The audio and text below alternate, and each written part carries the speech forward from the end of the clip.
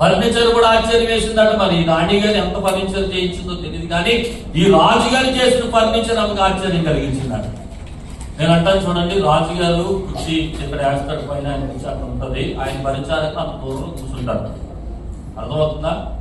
ఇప్పుడు ఆ రాజుగారికి మన రాజుగారికి ఉన్న తేడా ఎందుకు చెప్తున్నాను వినక.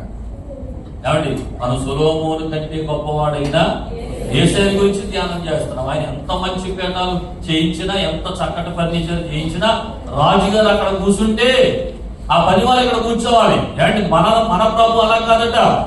ఆయన మన కొరకు మొదటిగా బంగారు సింహాసనాన్ని సిద్ధపరిచాడు. ఆయన స్తోత్రం చెప్పండి, హల్లెలూయా. ఆ సింహాసనం దగ్గర రాజు అక్కడ కూర్చుంటే మనం ఇక్కడ కూర్చోం.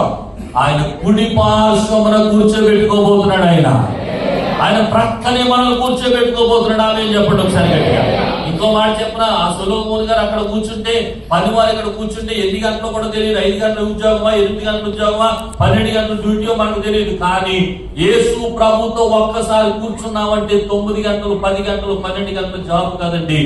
యుగ యుగములు ఆయనతో కలిసి పరిశుద్ధుడని ఆరాధించబోతున్నా. అది నిత్య రాజ్యం. ఆమె చెప్పండి, ఆమె నిరంతరం ఉండే పరలోకపు పట్టణం. ఆమె చెప్పండి, ఆమె. కాబట్టి ఇప్పుడు చెప్పండి, సొలొమోను గొప్పడా, యేసయ్య గొప్పడా? అందుకే ఆయన గురించి ఆయన చెప్తున్నాడు, సొలొమోను కంటే గొప్పవాడు. ఆమెన్.